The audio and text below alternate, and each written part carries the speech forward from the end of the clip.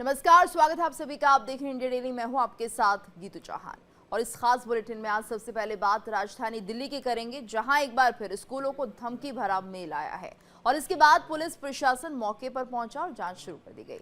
तो दूसरी खबर में आपको बताएंगे जम्मू कश्मीर की हालत, जहां सुरक्षा बलों के हाथ बड़ी कामयाबी लगी है। पुंछ में सेना ने जहां एक तरफ हथियारों का जखीरा बरामद किया है, तो वहीं उधमपुर में कई आतंकियों को घेर लिया है, जिसे लेकर आतंकियों की तलाश में सेना का सर्च ऑपरेशन आज भी जारी है। तो तीसरी खबर में बात होगी यूपी की, जहां एक बार फिर सिर तन से जुदा के नारे लगे हैं, जिसके बाद सवाल उठ रहे हैं कि क्या एक बार फिर उत्तर प्रदेश में जिहादी साजिश रची जा रही है? क्या एक बार फिर उत्तर प्रदेश में माहौल बिगाड़ने की कोशिश हो रही है? तो आखिरी खबर में बात होगी सऊदी अरब और पाकिस्तान के बीच पारस्परिक रक्षा समझौते ने ईरान को टेंशन में डाल दिया है और इस समझौते के बाद ईरान की टेंशन सबसे ज्यादा यमन को लेकर है। तो आइए इन खबरों पर विस्तार से नजर डालते हैं। तो दिल्ली के कई स्कूलों को बम से उड़ाने की धमकी मिली है। ये बड़ी खबर। DPS Dwarka Krishna model public school को धमकी दी गई है। कई सर्वोदय विद्यालयों को भी धमकी मिली है। तो बम निरोधक दस्तों के साथ पुलिस स्कूलों में पहुंची, छात्रों और कर्मचारियों को सुरक्षित बाहर निकाला गया। स्कूल परिसर की गहन तलाशी भी ली जा रही है। तो कई स्कूलों को एक बार फिर से धमकी भरा मेल आया है, बम से उड़ाने की धमकी। और इससे पहले भी कई बार स्कूलों को धमकी मिल चुकी है, लेकिन एक बार फिर से स्कूलों को बम से उड़ाने की ये धमकी का मेल आ चुका है। DPS Dwarka Krishna model public school को ये धमकी मिली है। तो कई सर्वोदय विद्यालय हैं जहां पर ये धमकी भरा मेल पहुंचा है। बम निरोधक दस्तों के साथ पुलिस स्कूलों में पहुंची, सघन तलाशी ली, छात्रों और कर्मचारियों को सुरक्षित बाहर निकाला गया। स्कूल परिसर की गहन तलाशी भी ली जा रही है, यानी कोई चूक ना हो पाए। लेकिन बड़ा सवाल यही है कि आखिर इस तरह के मेल्स कौन भेज रहा है? बार बार स्कूलों को बम से उड़ाने की धमकी क्यों दी जा रही है? तो कई बड़े सवाल इस वक्त हैं। दिल्ली पुलिस के लिए भी ये जो खबर है वो चुनौती के तौर पर देखी जा रही है, क्योंकि इससे पहले कई ऐसे मेल्स आ चुके हैं जिनका पुलिस पता तो लगा रही है, लेकिन उन्हें समझ नहीं आ रहा है कि इसके पीछे की वजह क्या हो सकती है। तो कई खुलासे भी सामने आए हैं, जिसमें कि कई बार स्टूडेंट्स ही यहाँ मेल भेजते हुए नजर आते हैं। लेकिन इस तरह की जो ये सोच है वो कैसे डेवलप हो रही है? क्या इसके पीछे कोई बड़ी साजिश है या कोई एक तरह से ट्रैक है जिस पर पुलिस अभी नहीं पहुंच पाई है या नहीं समझ पा रही है कि आखिर ये हो क्या रहा है? तो ये तमाम ऐसे पहलू जिन पर दिल्ली पुलिस कोशिश तो कर रही है जांच करने की, लेकिन अभी कुछ भी सुराग हाथ नहीं लगा है। तो बम से उड़ाने की धमकी दी गई है इन स्कूलों को, जिसमें कि DPS Dwarka Krishna model public school और कई सर्वोदय विद्यालय शामिल है। तो मेल आया है, धमकी भरा मेल है ये, और साफ लिखा गया है कि इसमें स्कूल को बम से उड़ा दिया जाएगा। हालांकि मौके पर बम स्क्वाड भी पहुंचा हुआ है और यहाँ पर तलाशी ली जा रही है स्कूलों की, कोई भी कोना छूटने ना पाए। और लगातार जिस तरह से धमकियां सामने आ रही हैं, सिर्फ पहली बार ऐसा नहीं हुआ है। अब से कई महीनों पहले भी हमने देखा किस तरह से धमकियां मिल रही थी और ये सिलसिला निरंतर जारी है। पिछले महीने की भी बात करें तो 2 से 3 धमकियां स्कूलों को, कॉलेजों को बम से उड़ाने की मिल रही है। लेकिन क्यों? आखिर इसके पीछे सोच क्या है? ये अभी तमाम ऐसे पहलू हैं जिन पर जांच की जा रही है और जल्द ही दिल्ली वासी भी चाहते हैं इन बात का खुलासा हो जाए कि आखिर इसके पीछे की वजह क्या है। क्या कब वाकई इसमें स्टूडेंट का हाथ था? जिस तरह से पिछली बार हमने देखा कि यहाँ पर जो मेल मिली थी और उस मेल को लेकर ये खुलासा किया था पुलिस ने कि स्टूडेंट ने ही यहाँ पर एग्जाम ना हो, इसके चलते इस मेल को सेंड किया था। लेकिन ये तमाम ऐसे पहलू हैं जो अब एक तरह से ट्रेंड सेट करता हुआ दिखाई दे रहा है।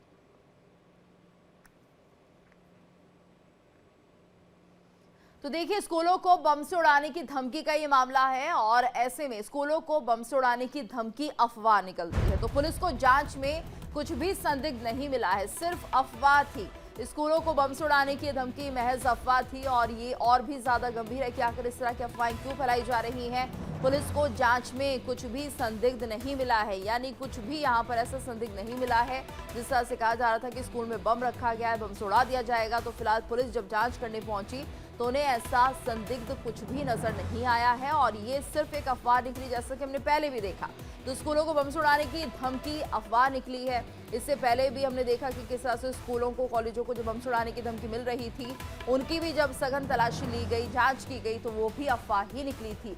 यानी कि एक तरह से धमकी जो लगातार मिल रही है स्कूलों को परेशान करने के लिए, छात्रों को परेशान करने के लिए। कई बार ऐसा भी देखने को मिल रहा है कि एग्जाम है तो बच्चों के एग्जाम भी प्रभावित हो रहे हैं, पढ़ाई पर एक बड़ा असर पड़ रहा है। तमाम ऐसे पहलू हैं जिनको देखते हुए अब चिंता होने लगी है। माता पिता परेशान है कि आखिर बच्चे स्कूल जाते हैं और उसके बाद वापस लौट आते हैं क्योंकि स्कूलों को धमकी मिल जाती है और ये सिलसिला रुकने का नाम नहीं ले रहा है। क्या कुछ किया जा सकता है जिससे कि एक तरह से जो ये रोज खबर आ रही है बम से उड़ाने की, वो रुके, वो थमे। तो पुलिस अभी फिलहाल एक तरह से चुनौती इस वक्त दिल्ली पुलिस के लिए इसे माना जा रहा है क्योंकि अभी तक ये जो ट्रेंड है वो बरकरार है, यानी लगातार इस तरह की जो खबरें, fake calls, fake message, mails आ रहे हैं, इसमें ये समझा जाता है कि यहाँ पर डराने धमकाने की कोशिश है। दिल्ली के ये बड़े स्कूल माने जाते हैं, डीपीएस द्वारका की अगर हम बात करें, इसके अलावा और भी जो दूसरे स्कूल हैं, लगातार यहाँ पर इस तरह की धमकी मिल रही है। तो इसके पीछे वजह क्या है? क्या यहाँ की सुरक्षा को चुनौती देने वाली ये बात है या फिर सिर्फ एक अफवाह के तौर पर इसे लिया जाए? क्योंकि कई बार ऐसा भी होता है कि जिस तरह से अफवाहें लगातार फैल रही हैं और कभी असल में कुछ हो जाए तो एक बड़ी दुर्घटना हो सकती है। तो हर स्थिति में तैयार रहना चाहिए, इसलिए सघन तलाशी तो यहाँ पर ली गई है। तो जो बम स्क्वाड दस्ता है वो यहाँ पर मौके पर पहुंचा और सघन तलाशी के बाद ये पता चला है कि कुछ भी ऐसा नहीं है जिससे कि किसी की जान को खतरा हो। लेकिन आखिर ये मेल्स क्यों भेजे जा रहे हैं, क्यों इस तरह का जो धमकी भरा मेल है वो अक्सर कई स्कूलों को मिलता है, कॉलेजों को मिलता है, वजह क्या है इसके पीछे? दिल्ली पुलिस अभी इस राज को सुलझा नहीं पा रही है और इस पर रोक भी कुछ नहीं लग रही है। अब सवाल इसलिए उठ रहे हैं क्योंकि यहाँ पर कई बच्चे जो हैं उनकी पढ़ाई का एक नुकसान इसे माना जाता है, क्योंकि जिस तरह से हज़ारों की तादाद में बच्चे स्कूलों में पढ़ते हैं, उस दिन पहुँचते हैं स्कूल और फिर उन्हें घर भेज दिया जाता है या फिर उनके बीच में एक डर, दहशत का माहौल बनाने की कोशिश की जाती है कि स्कूल में बम रखा हुआ है। तो ये तमाम ऐसी बातें हैं जो एक बड़ा असर माता पिता, बच्चों और टीचर्स पर डाल रही हैं। और ज़्यादा जानकारी के लिए बात करेंगे संवाददाता रजनीश से। रजनीश, देखिए बार बार ये मेल्स आ रही हैं, धमकी भरी मेल्स हैं, फेक हैं, अफवाह निकलती है। आखिर क्या कुछ ये जो मामला है समझ नहीं आ रहा है, ये ट्रेंड सेट क्यों हो रहा है? दिल्ली पुलिस क्या बता रही है इसको लेकर? देखिए, दिल्ली पुलिस के पास अभी इन हॉक्स, मेल्स और कॉल्स को लेकर कोई जवाब नहीं है। दिल्ली पुलिस का ये कहना है कि अभी वो तमाम चीजों की जांच कर रहे हैं। हालांकि ये दिल्ली पुलिस का जो ये कह सकते हैं कि ढीलापन या निकम्मापन ये कह सकते हैं, क्योंकि दिल्ली पुलिस इससे पहले भी जो जितने भी जो स्कूलों को मेल्स और कॉलेजेस को मेल्स आए थे हॉक्स मेल्स से बॉम्ब के, उनके जो आईपी एड्रेस है उनको भी ट्रैक अभी तक नहीं कर पाई है दिल्ली पुलिस। ये नहीं पता लगा पाई है कि ये मेल्स आखिर आ कहां से रहे हैं। क्या भारत से ईमेल को किया जा रहा है, भारत के बाहर से ईमेल आ रहे हैं? और आज एक बार फिर DPS Dwarka, Krishna public school से, इसके अलावा जो दिल्ली सरकार के हैं सर्वोदय विद्यालय, उन तमाम जो विद्यालयों को एक बार फिर बम से उड़ाने की धमकी मिली। जिसके बाद अफरा तफरी में पूरे स्कूल को खाली कराया गया है। बम निरोधक दस्ता, बॉम्ब स्क्वाड्स, डॉग स्क्वाड्स और तमाम एजेंसीज मौके पर पहुंची, लेकिन जब पूरे स्कूल को सैनिटाइज किया गया तो पता चला कि कुछ भी संदिग्ध ऐसा नहीं मिला जिसके बारे में मेल में जिस बातों का जिक्र किया गया था। ऐसे में दिल्ली पुलिस के सामने एक बार फिर सवाल खड़ा हो गया है और उनके सरदर्द ये पूरे जो मेल्स भेजने वाला जो शख्स है वो जो है वो एक सरदर्द बन के खड़ा हुआ है कि आखिर कौन ये शख्स है जो तमाम स्कूलों को, तमाम इंस्टीट्यूशन को, तमाम कॉलेजेस को और तमाम सरकारी दफ्तरों को, जो पिछली बार देखा भी गया था, उनको ऐसे मेल जो है भेजकर पैनिक की स्थिति जो है वो पैदा करने की कोशिश कर रहा है। फिलहाल दिल्ली पुलिस को ये जानना होगा कि आखिर ये कौन है, क्योंकि जो भी शख्स है वो दिल्ली पुलिस की इन्वेस्टिगेशन है, दिल्ली पुलिस की जांच से एक कदम आगे है। जी बिल्कुल रजनीश, और यहाँ पर जिस तरह से साइबर टीम को कम से कम इस बात का पता लगाना चाहिए, जांच होनी चाहिए, वो क्यों इसमें नाकामयाब से साबित हो रहे हैं, ये बड़ा सवाल है, क्योंकि शायद यही वजह है जिसके चलते ये जो मेल्स का सिलसिला है वो बढ़ता जा रहा है। देखिए, तो जैसा मैंने आपको बताया कि जो भी शख्स इसके पीछे है, चाहे वो देश में बैठा है या विदेश में बैठा हुआ है, वो दिल्ली पुलिस की जांच और दिल्ली पुलिस के जो हाईटेक तकनीक है उससे कहीं ना कहीं एक कदम आगे। और अगर वो ऐसा नहीं है तो आखिर क्यों दिल्ली पुलिस अभी तक उस तक नहीं पहुंच पाई है? और अगर नहीं पहुंच तौर पे दिल्ली पुलिस की नाकामयाबी है। दिल्ली पुलिस की जो साइबर टीम है उसमें कहीं ना कहीं लूप पॉइंट्स हैं जो हॉक्स मेल भेजने वाले को जो पैनिक क्रिएट कर रहा है दिल्ली और एनसीआर के स्कूलों में, इंस्टीट्यूशंस में, सरकारी दफ्तरों में, उन तक नहीं पहुंच पा रही। आप सोचिए ना कि पिछले दिनों भी दर्जनों स्कूलों को जो है वो एक साथ मेल किया गया था, धमकी भरा मेल किया गया था, लेकिन बावजूद इसके दिल्ली पुलिस ये पता नहीं लगा पाई कि ये मेल किसने किया। तो अगर आप ऐसा पता नहीं लगा पा रहे तो जाहिर तौर पे जो अपराधी है, जो शख्स है, जो आरोपी है, वो कहीं ना कहीं दिल्ली पुलिस की जो रणनीति है, दिल्ली पुलिस की जो टेक्निकल टीम है, उससे कहीं ना कहीं एक कदम आगे है। जी धन्यवाद रजनीश इस पूरी जानकारी के लिए। तो फिलहाल दिल्ली पुलिस के लिए एक बड़ी चुनौती है पता लगाना कि आखिर मेल्स कहां से आ रहे हैं, फिर उस पर कार्रवाई करना। चलिए आगे बढ़ते हैं, बात करेंगे जम्मू की, जहां पर उधमपुर में सेना और आतंकियों में मुठभेड़ हुई है। इस मुठभेड़ में भारतीय सेना का एक जवान शहीद हो गया है। तो सुरक्षा बलों ने पूरे इलाके में घेराबंदी की है। बड़े पैमाने पर सेना का तलाशी अभियान जारी है। ये बड़ी खबर सामने आ रही है जम्मू के उधमपुर से, जहां पर सेना और आतंकियों के बीच मुठभेड़ हुई है। मुठभेड़ में भारतीय सेना का एक जवान शहीद हो गया है। सुरक्षा बलों ने पूरे इलाके में घेराबंदी की है। बड़े पैमाने पर सेना का तलाशी अभियान जारी है। तो बड़ी खबर सामने आ रही है उधमपुर से, जहां पर सेना और आतंकियों में मुठभेड़ हुई है। मुठभेड़ में भारतीय सेना का एक जवान शहीद हो गया है। और ज्यादा जानकारी के लिए बात करेंगे संवाददाता रमन सैनी से। रमन, क्या जानकारी, मुठभेड़ क्या अब खत्म हो चुकी है या अभी भी जारी है?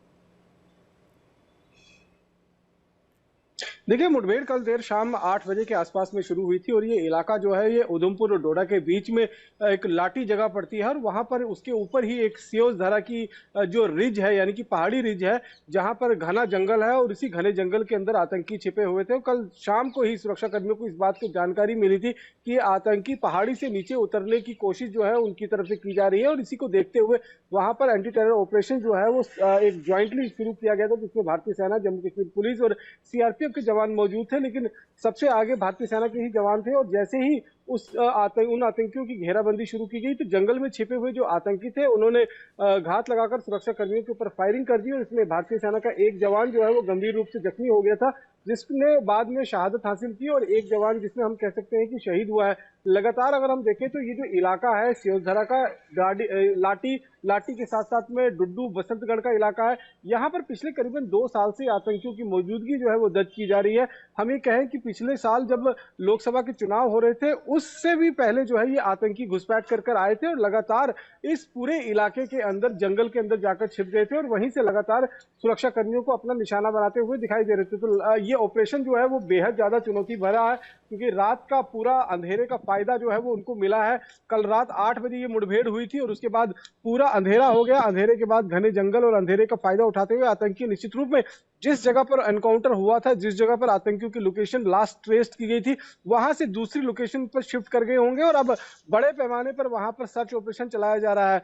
अभी ऑपरेशन खत्म नहीं हुआ है। पूरे इलाके की घेराबंदी कर ड्रोन, हेलीकॉप्टर और तमाम खोजी कुत्ते जो है उनकी मदद से उन आतंकियों तक पहुंच बनाने की कोशिश जो है वो भारतीय सेना लगातार कर रही है। गीतू, बिल्कुल। और रमन, देखिए जिस तरह से यहाँ पर एक जवान शहीद भी हुआ है और ऐसे में ये भी माना जाए कि आतंकियों के जो हौसले हैं एक बार फिर से बढ़ते हुए नजर आ रहे हैं, क्योंकि यहाँ पर फिर से एक्टिविटीज शुरू हो गई हैं।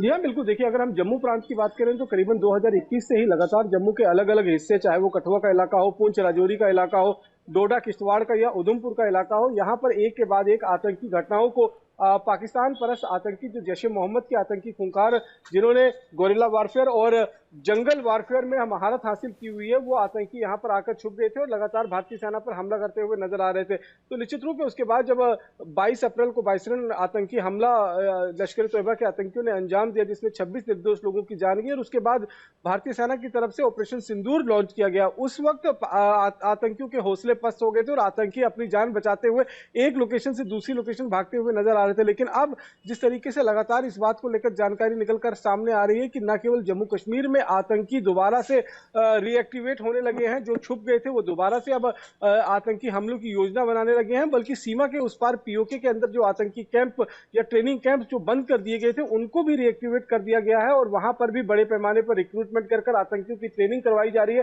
साथ ही साथ में ट्रेंड आतंकियों को लॉन्च पैड पर भेजकर जम्मू कश्मीर में दाखिल करवाने की कवायद, यानी कि घुसपैठ करवाने की कवायद जो है वो लगातार पाकिस्तान की सरकार और पाकिस्तान की फौज की मदद से कराई जा रही है, ताकि जम्मू कश्मीर में जो टेररिज्म का ग्राफ है उसको और बढ़ाया जा सके, और पिछले 35 सालों से लगातार जिस आतंक के जरिए कश्मीर पर पाकिस्तान दावा कर रहा है उसे कहीं ना कहीं और मजबूत करने की कोशिश कर रहा है। लेकिन चारों खाने पाकिस्तान चित होता हुआ नजर आ रहा है, और अब कहीं ना कहीं एक बार और कोशिश है कि वो लोकल लड़कों को रिक्रूट कर कर आतंक के रास्ते पर चलाया जा सके। इस चीज की इंटेलिजेंस जो सूत्र जो है इंटेलिजेंस के, वो लगातार इस बात को बता रहे हैं कि किस तरीके से जम्मू कश्मीर के अंदर, खासतौर पर कश्मीर के जो दूर दराज के इलाके हैं वहां पर किस तरीके से रिक्रूटमेंट तेज कर दी गई है, ताकि जो बेरोजगार युवा कश्मीरी हैं उनको आतंक के रास्ते पर भेजा जा सके। लेकिन अगर हम देखें तो साल 2019 जब से जम्मू कश्मीर में धारा 370 और 35 से खत्म किया गया है, तब से एक बहुत ज्यादा बदलाव जो है वो देखने को मिल रहा है। जो युवक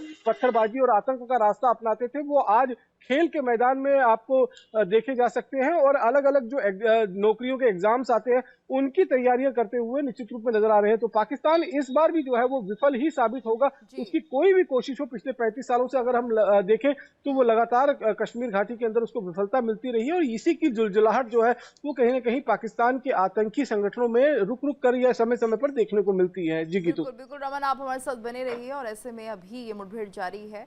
वहीं अगर हम बात करते हैं पुंछ सेक्टर की, वहां से भी एक बड़ी खबर सामने आ रही है। सुरक्षा बलों को यहां पर बड़ी कामयाबी मिली है। व्हाइट नाइट कोर ने हथियारों का जखीरा बरामद किया है। तो AK-47, 4 मैगजीन, 20 हैंड ग्रेनेड और अन्य सामान यहां से बरामद हुए हैं। ये बड़ी खबर सामने आ रही है पुंछ सेक्टर से, जहां पर सुरक्षा बलों के लिए बड़ी कामयाबी। व्हाइट नाइट कोर ने हथियारों का जखीरा बरामद किया है। यहां से एक AK-47, 4 मैगजीन, 20 हैंड ग्रेनेड और अन्य सामान बरामद हुए हैं। तो पुंछ सेक्टर में सुरक्षा बलों ने कार्रवाई की और उनके हाथ कामयाबी लगी है। और ज्यादा जानकारी के लिए बात करेंगे संवाददाता रमन सैनी से। रमन, क्या कुछ जानकारी फिलहाल? देखिए, निश्चित रूप में जम्मू प्रोविंस के 10 डिस्ट्रिक्ट में से करीबन 8 डिस्ट्रिक्ट जो है उसका सुरक्षा का जिम्मा जो है वो व्हाइट नाइट कोर यानी कि 16वीं कोर जो भारतीय सेना की है उसी के जिम्मे है। और ये जो कैच पकड़ा गया है, जो एम्यूनिशन, आर्म्स एम्यूनिशन, हथियारों का जखीरा पकड़ा गया है, ये पुंछ के इलाके में लाइन ऑफ कंट्रोल के साथ सटा हुआ इलाका था, जहां से ये बड़े पैमाने पर हथियारों का जखीरा जो है वो बरामद किया गया, जिसमें एक AK-47 राइफल है, 4 मैगजीन है, 165 या 68 के करीब में गोलियां हैं, साथ ही साथ में 20 के करीब में चाइनीज हैंड ग्रेनेड जो है इनके पास उस जगह से बरामद किया गया। और ये अगर आप इस खेप को देखेंगे तो ये ताजा खेप है, कोई पुरानी रस्टेड जो है वो खेप नजर नहीं आ रही है। ये लग रहा है कि कहीं ना कहीं आतंकी जो घुसपैठ कर आ रहे हैं, या तो वो उन्होंने यहाँ पर इस हथियारों के जखीरों को छुपाया होगा, या फिर ड्रोन के जरिए हथियार जो लगातार पाकिस्तान के या POK के इलाके से जम्मू कश्मीर में भेजे जा रहे हैं, उन ड्रोन के कंसाइनमेंट को रिकवर कर जो OGWs का नेटवर्क कश्मीर घाटी के अंदर मौजूद है, उनके माध्यम से इस हथियारों को जमा किया गया होगा। और आप देखना होगा कि इन हथियारों का इस्तेमाल या तो पुंछ में आतंकी घटनाओं को अंजाम देने के लिए बढ़ाना था, या फिर जो कश्मीर घाटी में आतंकी मौजूद है और उनके पास हथियारों की कमी कहीं ना कहीं खल रही है, तो उन तक ये हथियार जो है वो पहुंचाने होंगे। तो ये जांच जो है वो लगातार की जा रही है, लेकिन अपने आप में सुरक्षा कर्मियों के लिए और भारतीय सेना के लिए एक बड़ी सफलता जो है वो इन हथियारों के रूप में जो खेप पकड़ी गई है। धन्यवाद रमन इस पूरी जानकारी के लिए। तो एक तरह से बड़ी सफलता है सेना के लिए, एक बड़ी खेप यहाँ पर हथियारों की पकड़ी गई है। चलिए आगे बढ़ते हैं, उत्तर प्रदेश के कौशाम्बी की बात करते हैं, जहां पर सर तन से जुदा के नारे लगे। इमाम की अगुवाई में सर तन से जुदा के नारे लगे हैं। नारेबाजी से स्थानीय लोगों में दहशत का माहौल है। नारेबाजी का वीडियो सोशल मीडिया पर वायरल हो रहा है। तो कौशाम्बी के मंछनपुर इलाके की घटना बताई जा रही है। यूपी के कौशाम्बी में सर तन से जुदा के नारे लगाए गए हैं। जामा मस्जिद के इमाम की अगुवाई में ये नारे लगाए गए और ये नारेबाजी कई घंटों तक चलती रही। नारेबाजी से स्थानीय लोगों में दहशत का माहौल है। भड़काऊ नारे का वीडियो सोशल मीडिया पर तेजी से वायरल हो रहा है। वहीं दूसरी तरफ पुलिस ने अब तक कोई कार्रवाई नहीं की है। तो उत्तर प्रदेश में एक बार फिर से माहौल बिगाड़ने की साजिश। कौशाम्बी में सर तन से जुदा के नारे लगे हैं और ये देखिए किस तरह से यहाँ पर हाथों में ये जो बैनर्स हैं छोटे लेकर लोग आगे बढ़ रहे हैं। इनको देखकर समझा जा सकता है कि यहाँ पर खौफ डर किसी बात का नहीं है। और कौशाम्बी में सर तन से जुदा के नारे जो चिंता बढ़ा रहे हैं और इलाके में दहशत भी पैदा कर रहे हैं। इमाम की अगुवाई में सर तन से जुदा के नारे लगाए जा रहे हैं। छोटे बच्चे भी इसमें शामिल हैं। ये गंभीर बात है। जुम्मा की नमाज के बाद जामा मस्जिद मंझनपुर से एक जुलूस निकाला गया, जिसमें तरसन से जुदा सर तन से जुदा के नारे लगे। इस जुलूस में सैकड़ों लोग शामिल थे। जुम्मा का जो यहाँ पेशे इमाम है जो जामा मस्जिद में, उसकी अगुवाई में यह जुलूस निकला। इस पूरे घटनाक्रम से मंझनपुर के कस्बे में जिले के लोगों के अंदर डर और खौफ बैठ गया है। इन्होंने यहूद और हनूद को कत्ल करने के नारे लगाए। मैं जिला प्रशासन से मांग करता हूं, ऐसे लोग जो यहाँ की कौशाम्बी जिले की शांति व्यवस्था भंग करना चाहते हैं, उनके खिलाफ कठोरतम कार्रवाई करें।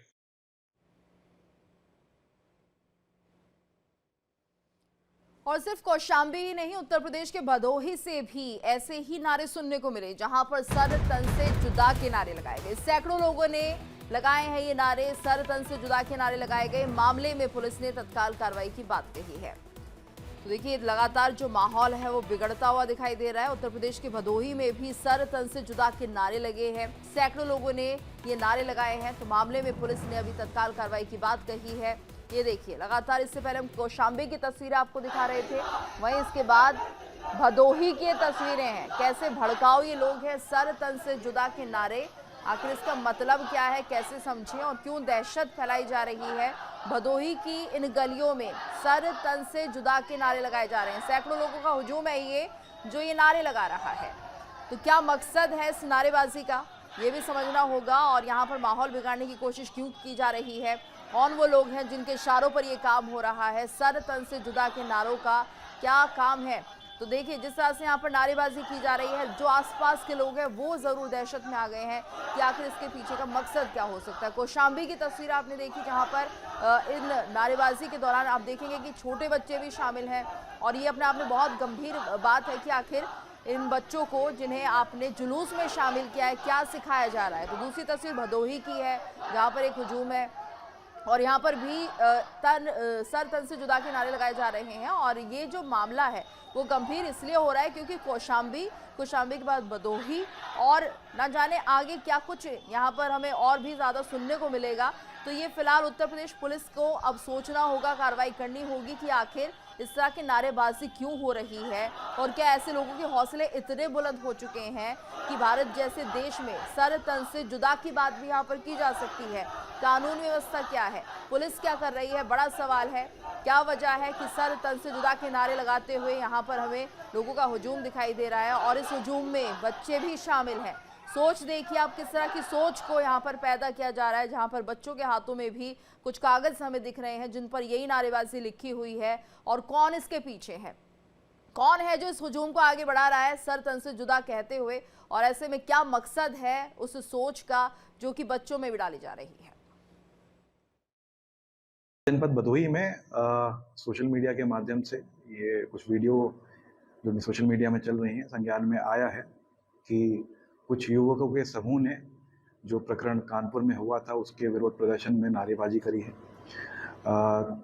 दोनों ही थानों में, थाना भदोही और थाना औराई में, जहाँ की वीडियो सामने आई है, दोनों ही थानों में इसमें अभियोग पंजीकृत कर अग्रिम कार्रवाई की जा रही है और कुछ लोगों को हिरासत में भी ले लिया गया है।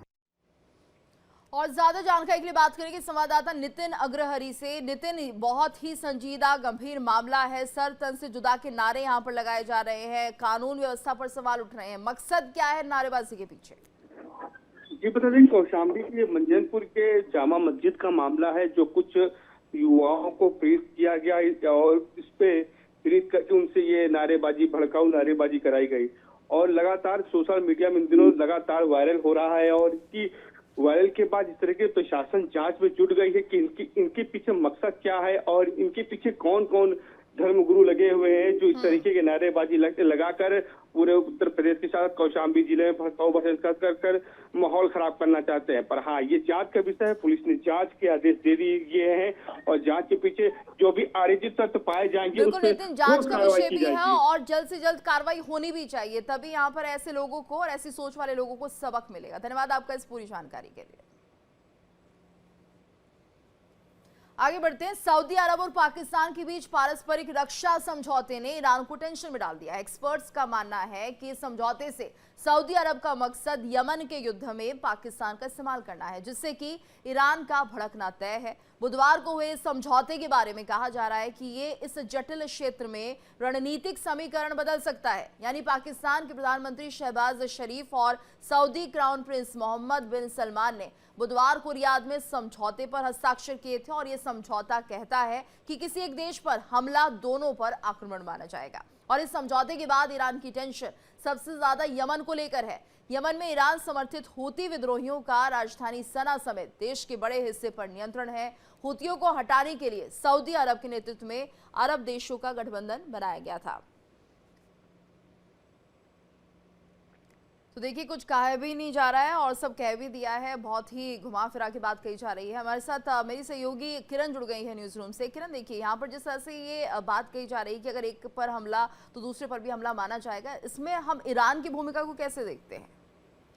देखिए, ईरान थोड़ा सा यहाँ पर डर सा और सहम सा गया है, जो हम लगातार यहाँ पर दिखा भी रहे हैं कि ईरान की टेंशन जो है वो बढ़ गई है, क्योंकि यमन का यहाँ पर जिक्र होता है। और 1960 के अगर दशक को हम याद कर ले गीतू, तो देखिए यमन में मिस्र का युद्ध हुआ था तो पाकिस्तानी सैनिक वहाँ पर जो है वो डट गए थे और सऊदी की रक्षा के लिए वो तत्पर हो गए थे। और वैसे ही एक बार फिर से देखिए वही तस्वीर जो है, वही बानगी जो है नजर आ रही है। तो ऐसे में ईरान की यहाँ टेंशन बढ़ गई है। ईरान भी यही चाहेगा कि वो भी अपने परमाणु हथियारों को जो है बढ़ावा दे, यानी कि उसको भी बना करके वो परमाणु संपन्न हो जाए, जिसके तरफ वो आगे चल रहा था। लेकिन इजरायली हमले की वजह से अमेरिका की तरफ से B-2 बॉम्बर जो दिया गया, या एक तरह से कहे कि रोक लगा दी गई, उसे परमाणु बम बनाने नहीं दिया गया। लेकिन अब इसी दिशा में वो अपने कदम को और आगे तेजी के साथ बढ़ाएगा, क्योंकि ये जो रक्षा सौदा हुआ है, ये जो समझौता हुआ है, इस फैसले से, रक्षा सौदे से कई देशों में खलबली मचनी तय है। धन्यवाद किरण इस पूरी जानकारी के लिए।